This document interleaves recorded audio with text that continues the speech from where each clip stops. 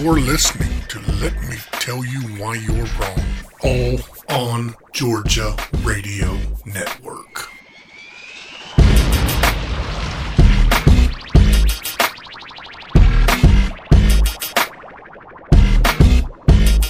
Welcome to episode 97 of the Let Me Tell You Why You're Wrong podcast. I'm Dan Roberts. With me is my podcast partner in crime, journalist, writer, blogger, Jessica Szilagyi. Hey, Happy New Year. And Dog Mom. Well, not yet. Almost. By the time people hear this. Almost 2020. Right? Well, it won't be New Year when people hear this. No, it'll be New Year's Eve.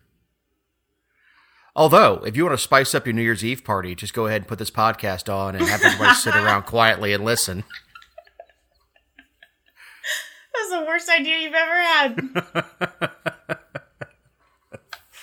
Better yet, have everybody at the party download the podcast at one time and listen to it with their own device. So that way they're not tempted to talk to each other over the podcast. Yeah, but if you had downloaded everyone, presses play at the same time, they could try to sync it the way that we try to sync our audio when we record from halfway across the state. They could know just a little bit about our struggles. Yeah, sort of like what do they call it? A silent rave. Everybody's wearing headphones and listening to the same music, but if you take the headphones off, it's silent. So if you're just walking through, it looks like a bunch of people having a stroke dancing. Sounds like a blast. Well, how was your week? It was good. How was yours? Not bad. Dragging a little today because Connie and I stayed up watching a marathon of Dr. Pimple Popper. Yuck. That is awful. And you can't look away. But, like most things, it's like going to Walmart. You kind of walk away from it feeling better about yourself. Like, maybe my skin's not so bad. Yeah, my life, I pretty much got it together. I don't have a 50-year-old blackhead that has to be removed with a scalpel. I'm okay. Ew.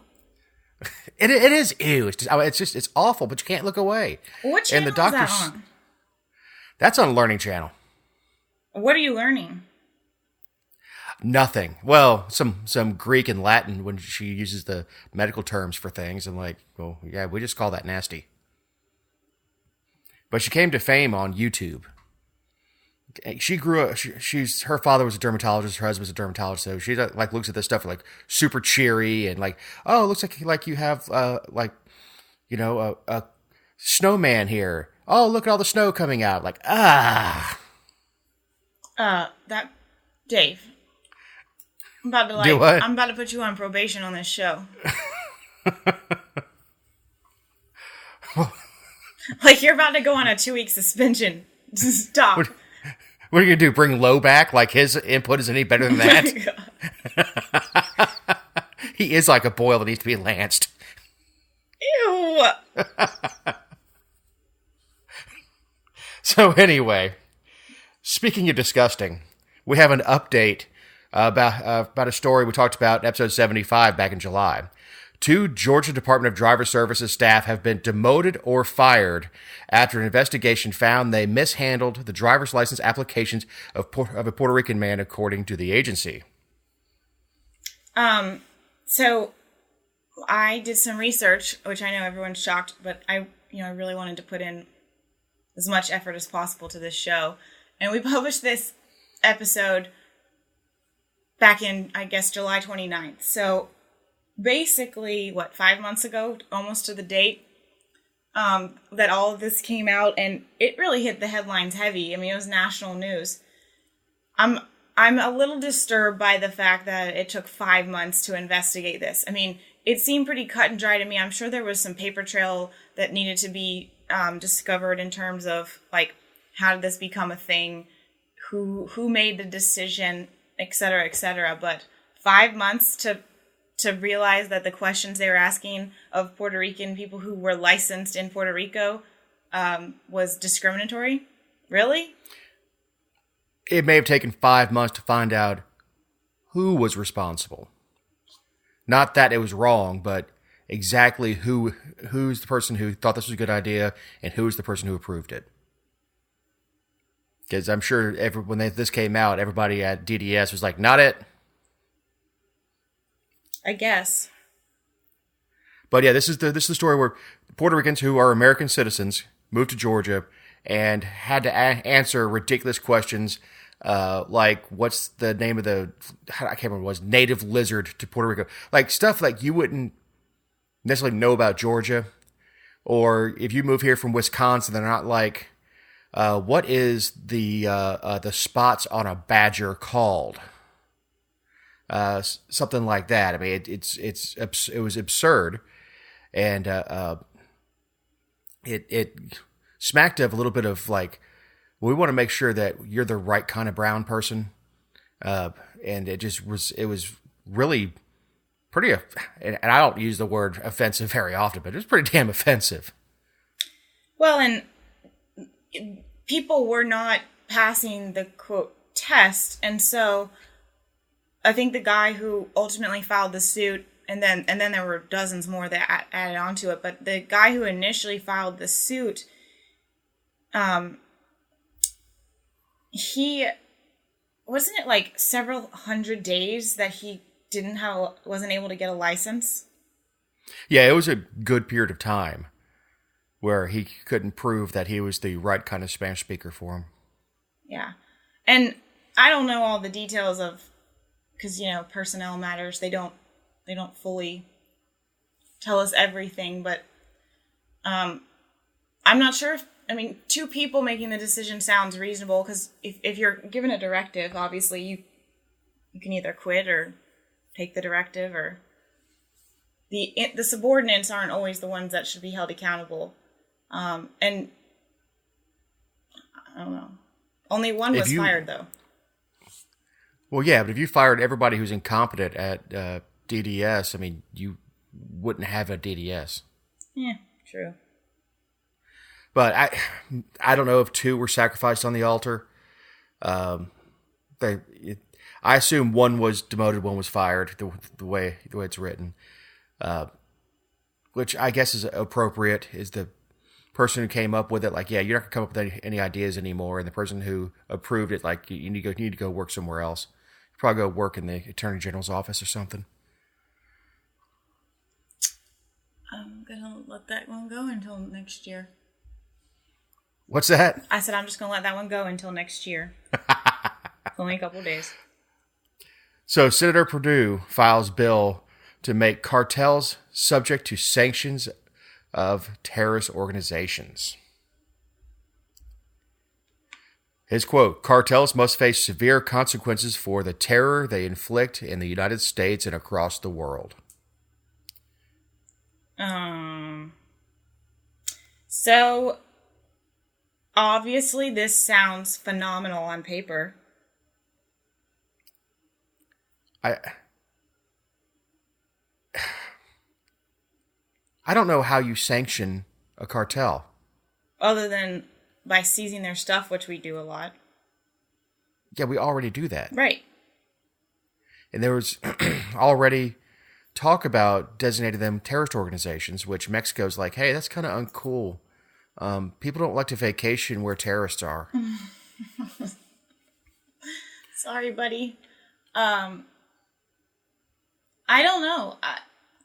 Obviously, it doesn't surprise me one bit that Perdue is the sponsor of this, because, I mean, he's made it clear that he enjoys being in Trump's pocket. And so if Trump's pronouncing that, they'd like to declare or categorize, or however you want to use the word, to make them terrorist organizations, I'm not surprised at all. But this came rather quickly after Trump announced that. So and backed off of it. Right.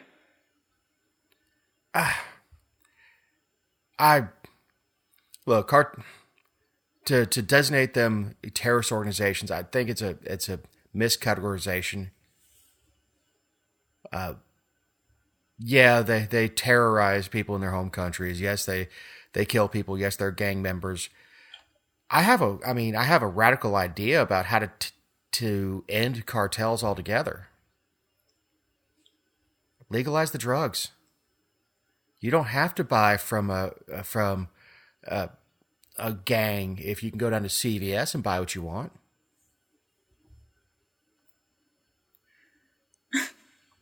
I mean, go on. I mean, it's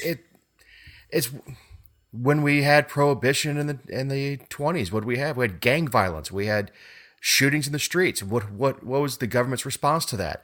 First thing was to try to ban machine guns or put a tax on machine guns. Then when they repealed prohibition, suddenly you didn't have the murders in Chicago, the gang style.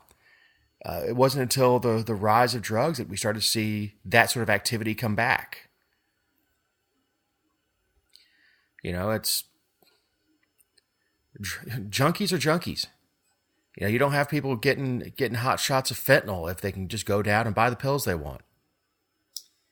So it's interesting that you bring up fentanyl because that's one of the bills that we're going to talk about later on in the show. But the name of the bill, this bill itself is called the Significant Transnational Criminal Organization Designation Act. That's the short title. Short title. Yes. And the bill itself is 17 pages. And just it specifically cites the foreign organization responsible for a mass murder in Sonora, Mexico on November 4th, 2019. I guess because of the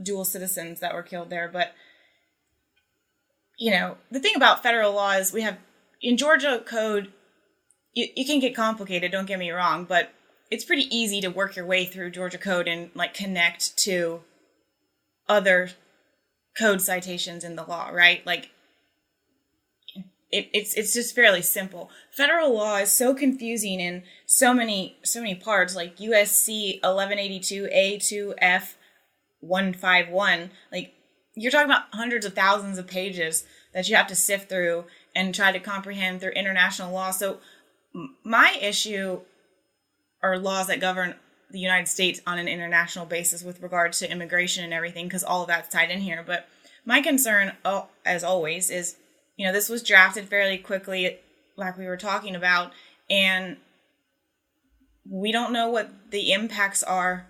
One word could mean that this also applies to, I mean, gang violence here or street violence here. That's the last thing we need, is more people classified in under federal law. Well, you know, it reminds me of Clear and Present Danger, a book by Tom Clancy and a movie with Harrison Ford, where they go after the drug cartels because the cartels ended up killing a friend of the president or something like that. I can't remember the exact reasoning, but they send a military unit after a cartel.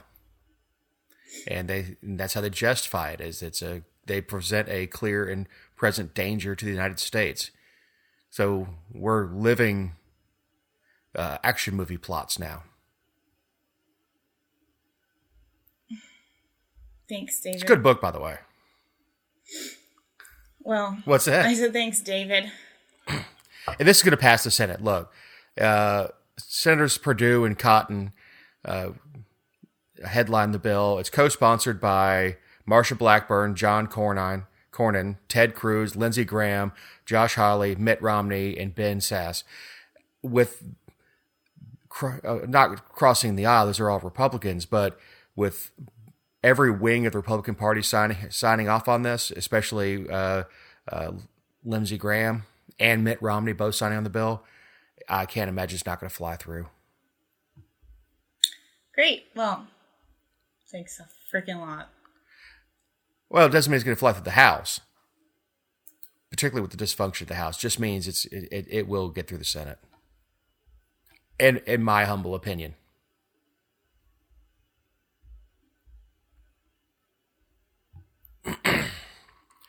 Georgia Senate panel urges no change to felon voting ban. Well,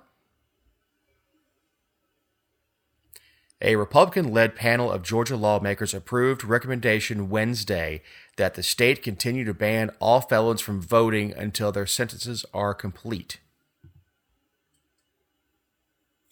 So, fine, whatever. I mean, whatever.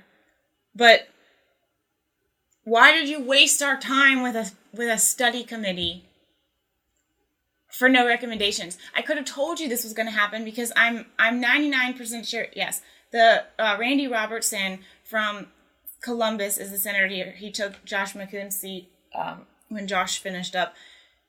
He was a law enforcement officer and president of the Georgia Fraternal Order of Police. And he was the chair of the study committee. I'm sorry, that guy, I don't care, how much information you give him, that guy is probably not going to be in favor of expanding felons' voting rights. Well, they don't even say anything here.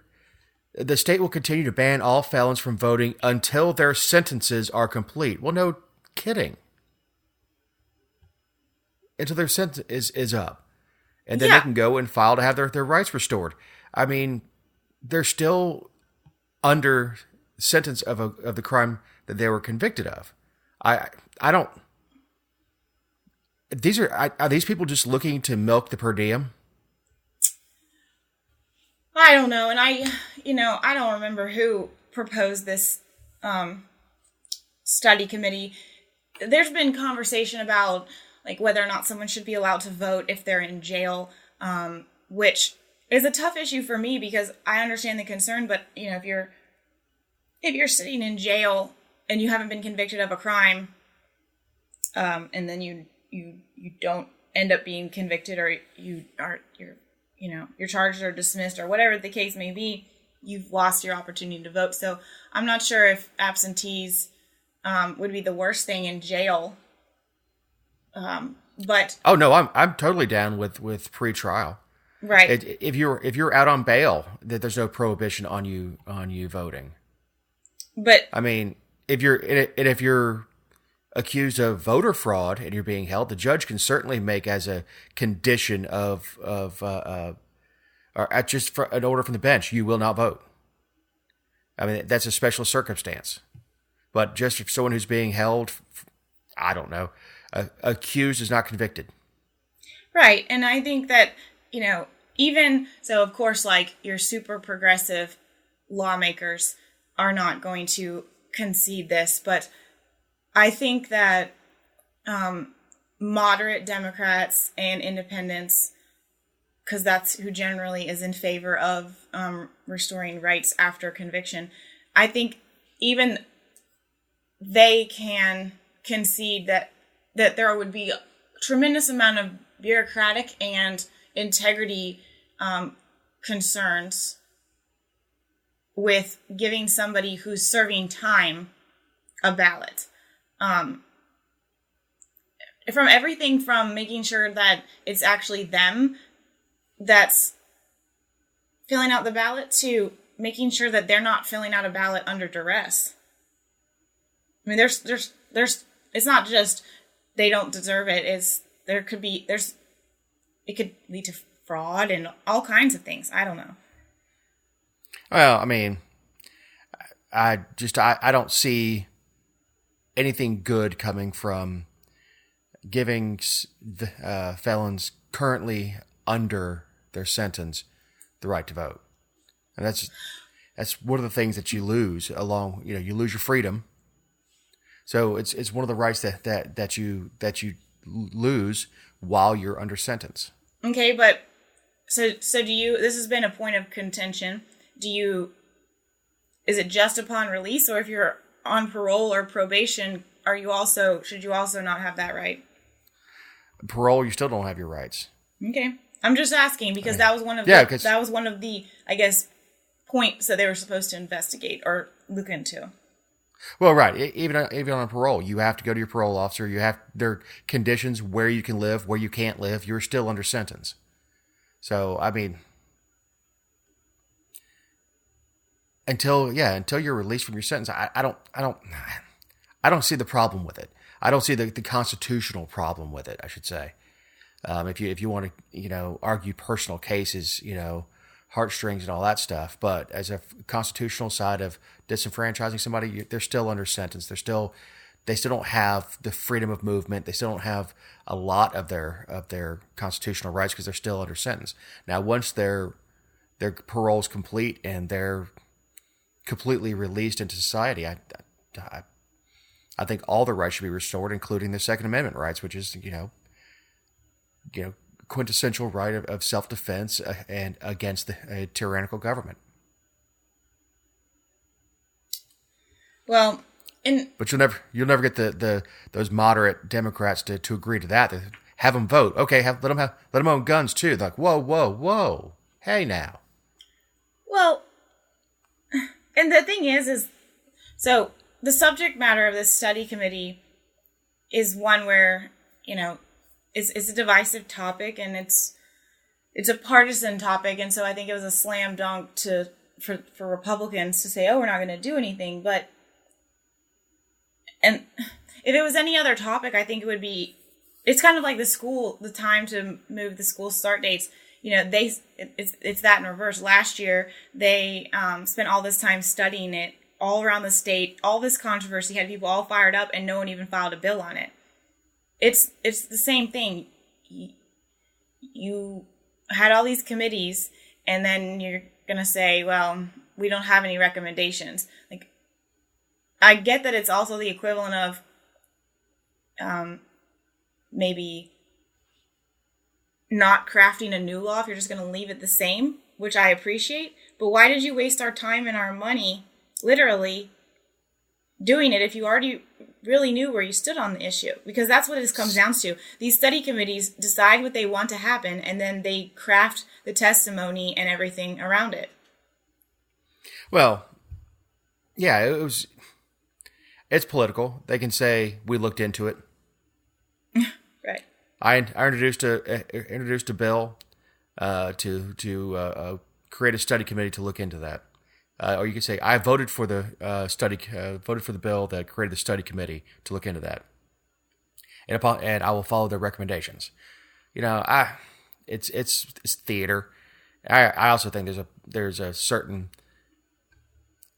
element in our legislature that wants to make this a full-time job, so they hop on every junket. Every study committee they can get on, every committee, every meeting, and turn it into a 12-month-a-year job.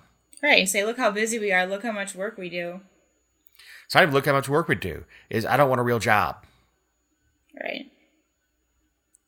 I want to fly off to meet business leaders in other countries at their expense while drawing per diem. I don't want to actually have to wake up at 6 o'clock in the morning and go to work. I want to, go to a committee meeting at noon and say, okay, well, that's a day's work. I know I have such a jaded view. Well, I mean, what if... I'm ready for 19 to be over. We're close. I know. But as soon as the new hope of 2020 opens up, then the Georgia Assembly will get back in session. Can't wait. They should really do it at the end of the year. I think they should do it on Saturdays from August to December, and then you'd have a lot less people want to do it because they'd miss football. Speaking of jaded views. Literally half of them would resign immediately. No, they wouldn't. They just wouldn't be in their seats. They'd be off in the wing somewhere watching TV. That's fine too. That's true. I would pay them double if they would work half. I wouldn't go that far, but... Go in session for 20 days. 20 calendar days. On day 10, changeover. 2 days. 2 days. They work. That's the thing. Everyone's like, all they have to do is the budget. They have to work on the budget. They have to work on the budget. Okay, first of all, they have a team of people, and there are a couple legislators, like the appropriations people. They work on it all year long. But the staff, they're the ones that do the heavy lifting for it. Go in, sit down, listen for like 12 hours of a summary, vote on it, and go home. Leave us alone. Yeah, I mean, as soon as they go in session, the no taxpayers' wallet is safe. Okay, let's make sure we get this one after bashing our lawmakers. These are our opinions, and not necessarily those of All on Georgia, or any other All on Georgia reporter not offering commentary on this show. That's a new caveat you threw in there. Well, I threw it in there after last week's episode because of poor Casey. I didn't want her to get blasted for any trash we were talking. But I feel like, until her saga dies down, this is just us. Yeah. Anybody that you don't hear, we don't represent. That's right. Even if we do, we don't. That's right. So, we got a little legislative preview, speaking of the upcoming session. These are some of the terrible bills that will likely be back this session. HB 545, Representative Tom McCall. The agricultural nuisance bill that will effectively strip landowners of the ability to seek recourse when big ag operations detrimentally impact their property. So this one is one that we really hit hard on earlier this year, and it was one that I was super vocal about just because of where I live and because I think it's a terrible bill. But basically, we have an agriculture nuisance law on the books that says, like if I have a farm and someone buys the property adjacent to me to have a chicken plant, I cannot sue them under certain circumstances. There's certain things I can and cannot do after a certain amount of time, even if they are disproportionately harming my property. In a sense that like drives down the value or maybe makes it difficult for me to live peacefully or whatever the case may be. But if they contaminate the water because of their dumping, all of these things,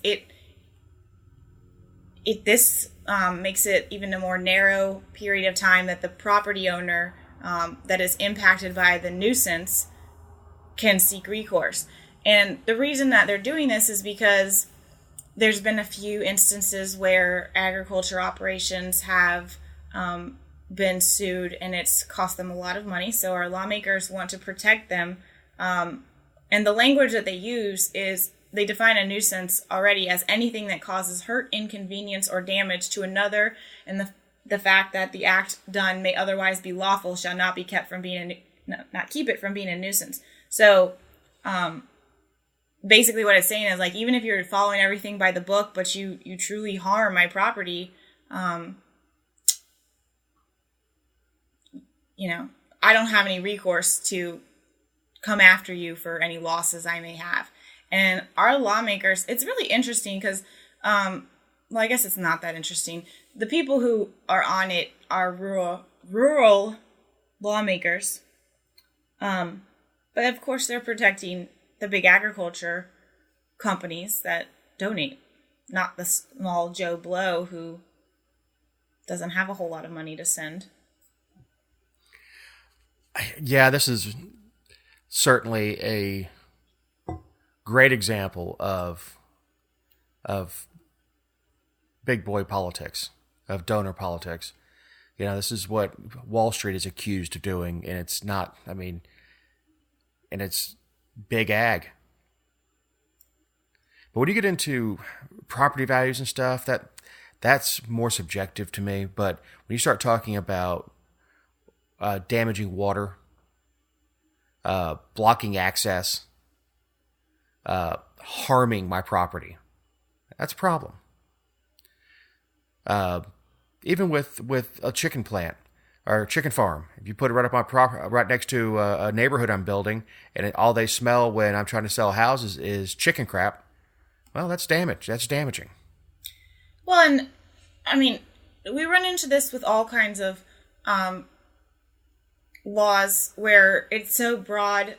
I mean, right now, the law is that you can bring a suit. This would make it so you have to do it within 1 year of it changing hands. So let's say that, like, there's a 200-acre plot of land next to me, and someone buys it, and it takes them 9 months to build whatever they're going to build, and 4 months to get started and really have the operations up. And I notice on month 14 that something, they've only been in operation for 2 months, truly, but I'm starting to see some detrimental effects. I have no course of action. I'm barred from taking it to the courts. I understand what you're saying about, subjectivity, and especially when it comes to property values. I get all of that because there could be a number of other factors. But if I'm just a small time farmer and I have a honeybee farm and what you're doing kills my bees, and I can't even take you to court, and it's directly tied to it, like, that should be something that it should go to the court and a judge should rule on it. You shouldn't be barred from taking action against somebody or having the option. This is not the place of the legislature. That's right. And this is why civil courts exist. Well, it's like, I mean, the foundation of our nation is that you handle things between individuals and have an independent party weigh in. I mean, that's, instead of making something criminal, or, all these people say, well, just let the civil courts work it out. Okay, well, let them. Don't tell them when they can. Let them. Well, let's go ahead and hit the flush valve on that one, and I'll be making phone calls on it, and that thing needs to die. It's a huge deal, and it's something that has already adversely impacted people all around the state. The river keepers, a lot of,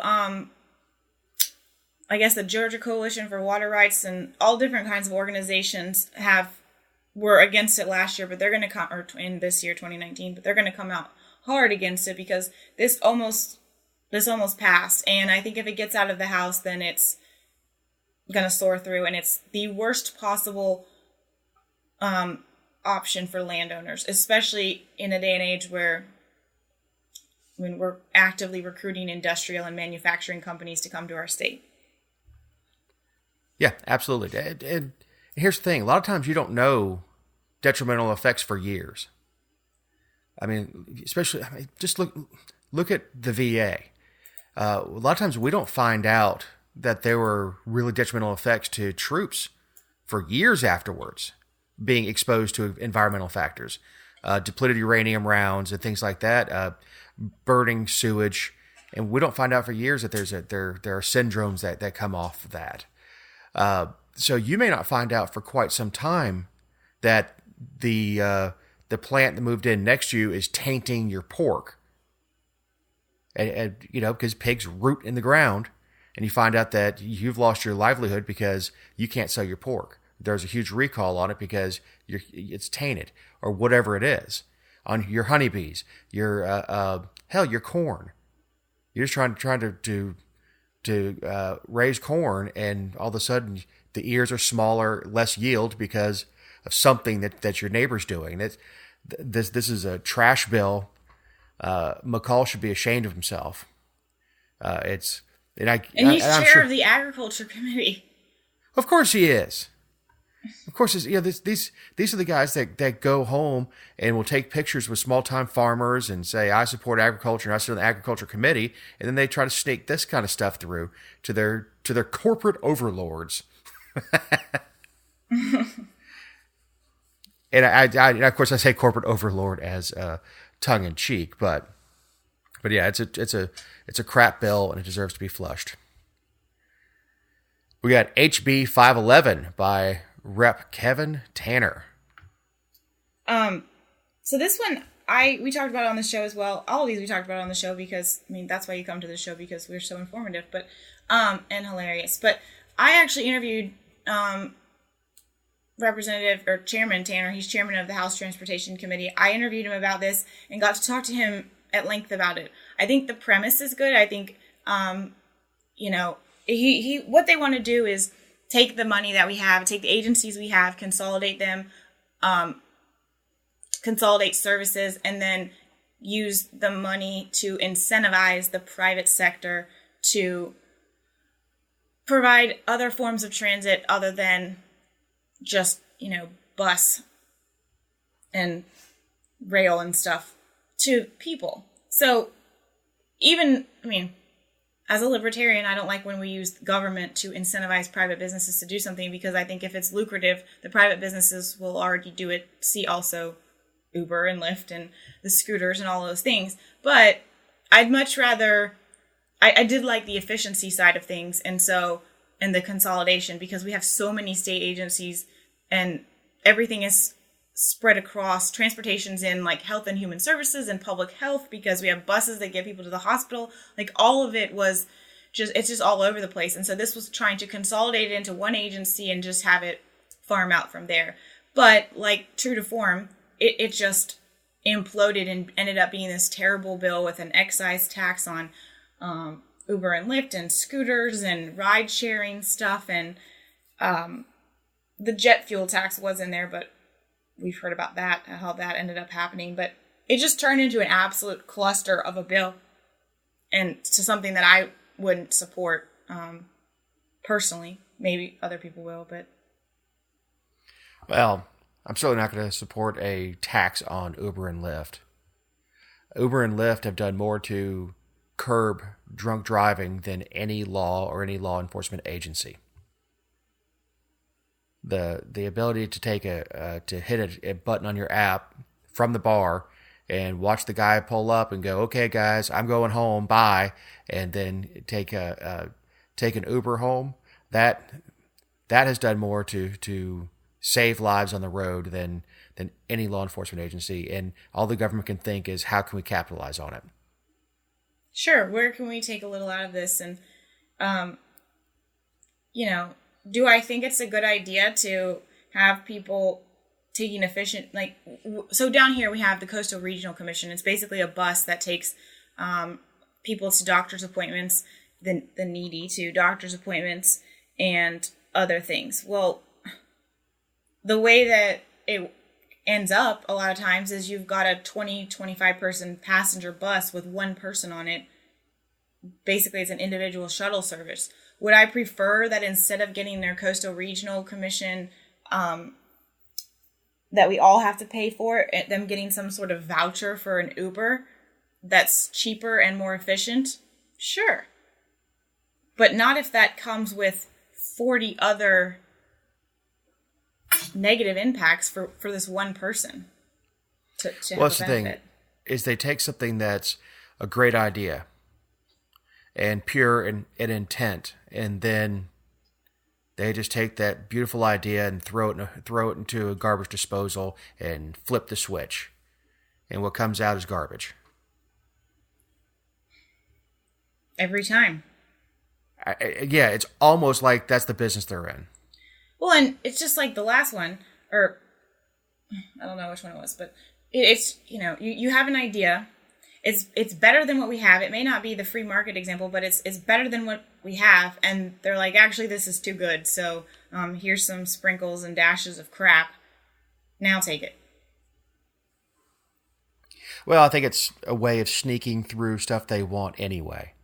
Like, this bill sounds like a really good idea. I mean, to conservatives say, hey, we're going to lean heavier on the private sector, and here's a tax.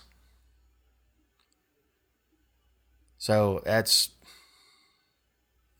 going to be a no on that one until they clean it up. Well, it's also too many pages, and that's the problem with overhaul bills. When you're trying to create a new agency to eliminate another one and then consolidate 6 others, you're talking about so many different facets of transportation. Everyone has an opinion on something, and so before you know it, you've got 25 amendments, and it will never come out clean. It just won't. Right. Not at this point. Not the way government works. No, you have to buy votes. Yeah. So it's well, what's this do for my district? Well, maybe put a little sprinkle of something in there for you, and then the next guy comes on. Well, I mean, I don't think it's a bad idea, but I need to give my constituents something. Okay, we'll throw something else in there. So I think I don't know. I'm a no unless they can clean that up and bring it down to about half the size of the bill and go this with pure intent and just roll with it. Let people get on the record voting against the privatization of transportation. Let them go ahead and vote against it as it sits, and then hammer people for it. Great. It's powerful. So we have HB 426 for Representative Chuck F. Stration. Mm-hmm. I'll go ahead and read what you have on there. First, if this guy's name is on it, it should probably be canned. He hasn't had a sound bill in several years. It's true, though. I mean, I see a bill by him, and I'm like, okay, that means slow down. Like, no, I totally believe, first of all, Renee Underman is the perfect example. She has every bill she's ever done is absolutely terrible other than the brunch bill. So, even a broken clock can have one right in their 15-year career. But, I don't believe that you should rule out a bill simply because someone's name is on it. But it's definitely reason to slow down because he's a lawyer. He loves big government. He's a Republican from Gwinnett, which means that he's not really that much of a Republican. He's not conservative. And history shows us that he'll do whatever it takes to make more laws. So, absolutely, you see F-stration, you should slow the heck down. Slow the F down? Mm-hmm.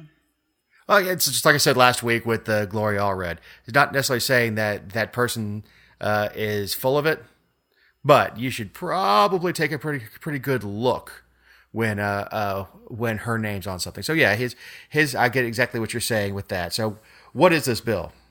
It's the hate crime bill. This is the bill that, had a standing ovation when it passed the House in 2019, where State Representative Andy Welch, who said he was going to quit because he wanted to spend more time with his family, and then 4 months later decided he wasn't going to quit because I guess his family's not worth his time or whatever. I'm not sure, allegedly.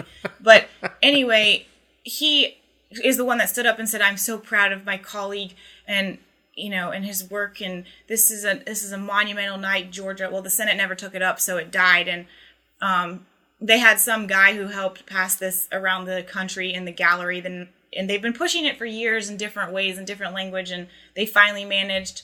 I think this came up, if I'm not mistaken, right after the first time it came up, right after the heartbeat bill, and like everyone had just given their all fighting on both sides. I feel like no one really wanted to put up a fight about this, which was strategic and, true to form for the legislature. But it's garbage. We don't need it. We don't want different classes of people. We've hammered this point home on this show over and over and over. It's terrible. I don't care how emotional you want to make it, what class of people you want to use to make the case. It's a terrible idea. Of course, it's a terrible idea. We hammered this before. It creates a special class of victim. Yes. We've got HB 444, Representative Burt Reeves. This is the dual enrollment bill. Regardless of your opinion on dual enrollment and whether or not high school kids should get to take college classes, this was supposed to overhaul the entire thing, and it changed when kids can start taking the classes, when they can get reimbursed for them, all this stuff. Because basically it allows, what's ended up happening is that kids are graduating from college at age 20, 19 sometimes even, because they've taken so many classes in high school.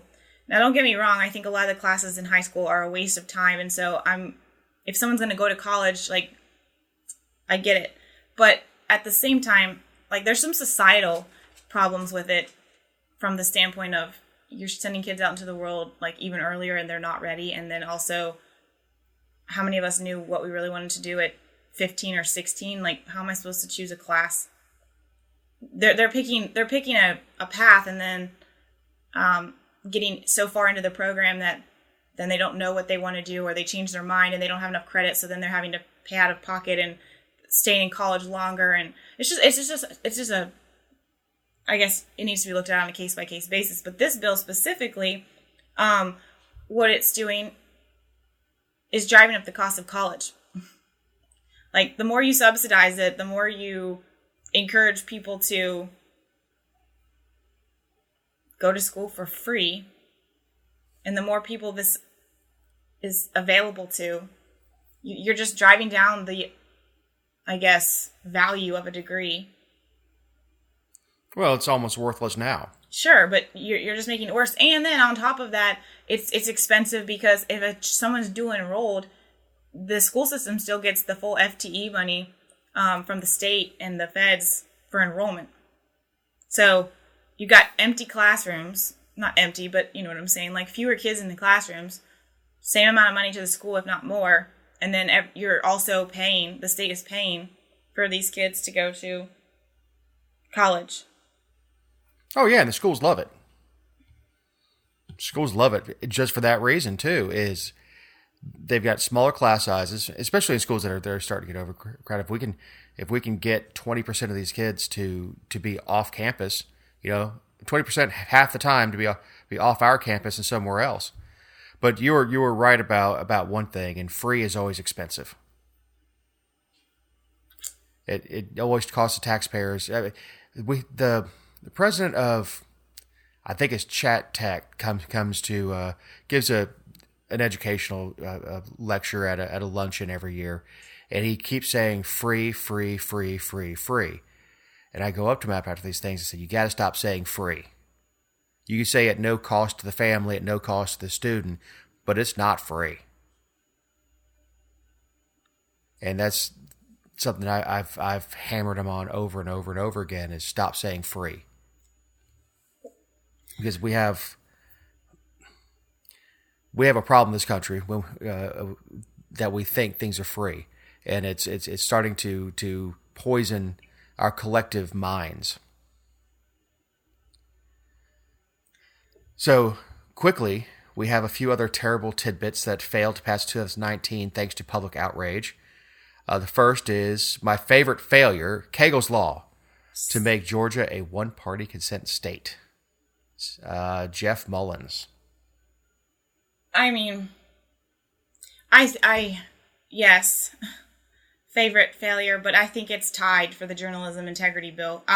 Technically, that didn't fail because it was introduced on the last day of session, but I mean, Andy Welch, like I said, the guy who resigned and then 4 months later unresigned because his family is not worth his time.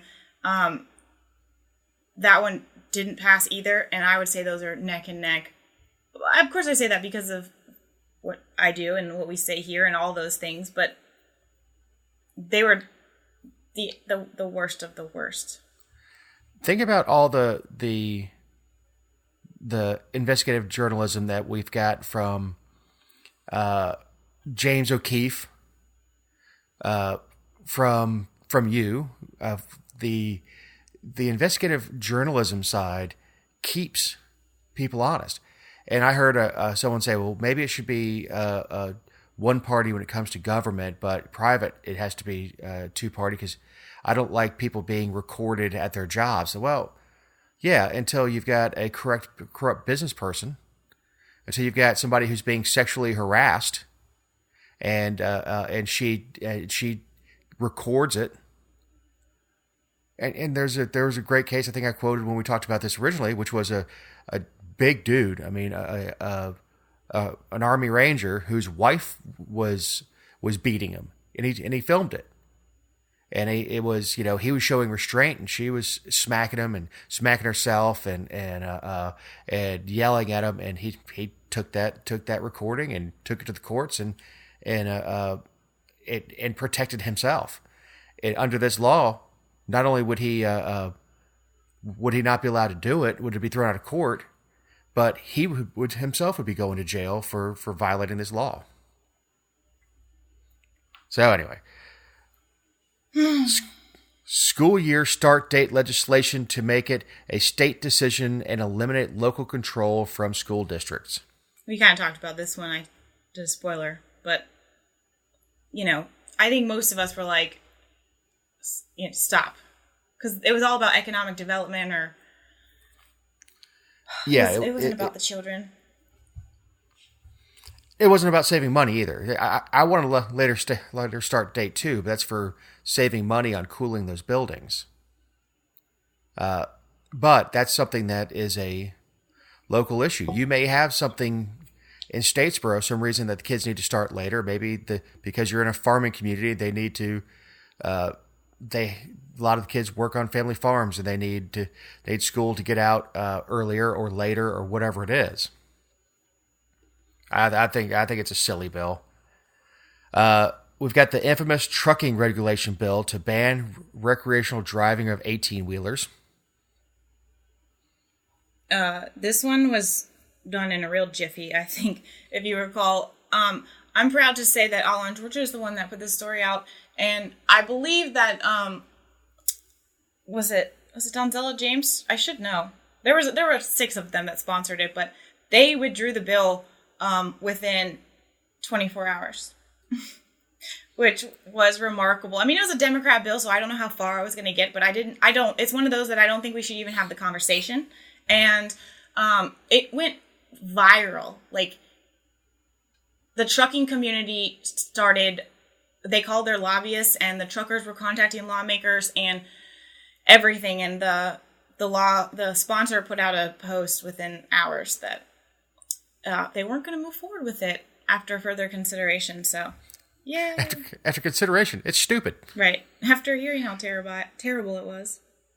Vouchers for private schools. Despite being resurrected after failing in the Senate, the public education lobby was able once again to defeat initiatives to have the money stay with the child.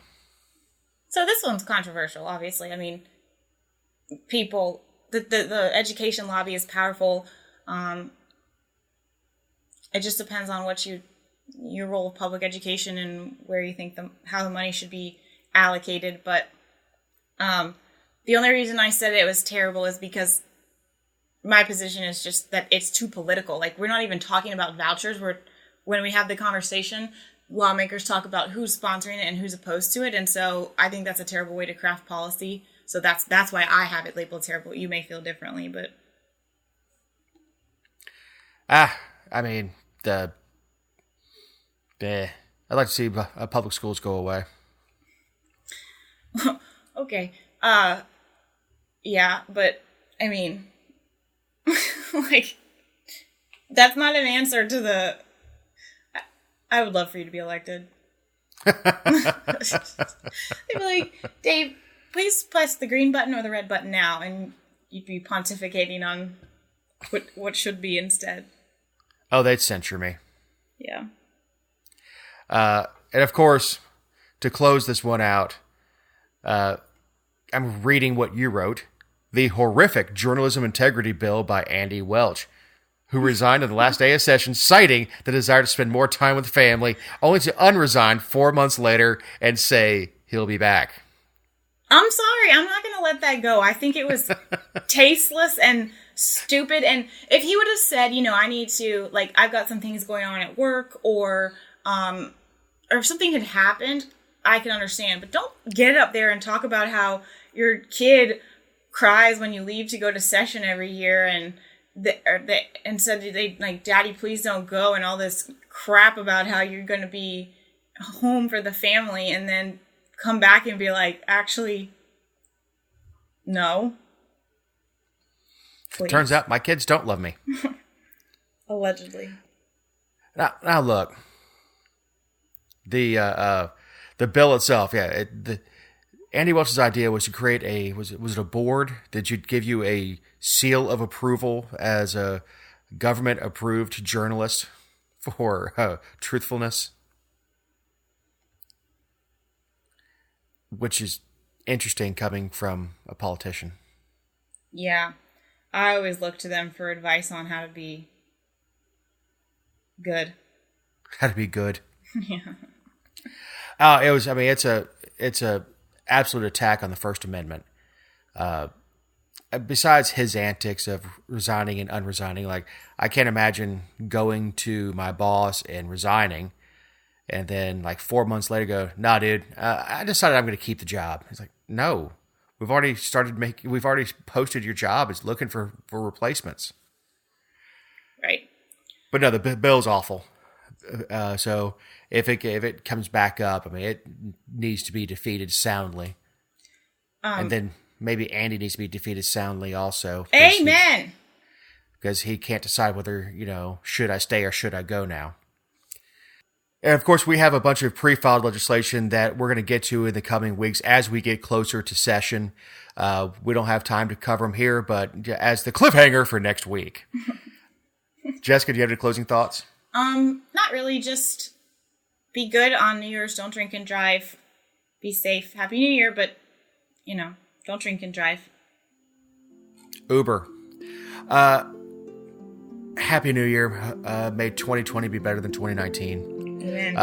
If you like what you hear week in and week out, please share us and rate us on whichever platform you use to listen to us. For Eric Cumby and Jessica Szilagyi, I'm Dave Roberts. Have a very happy New Year.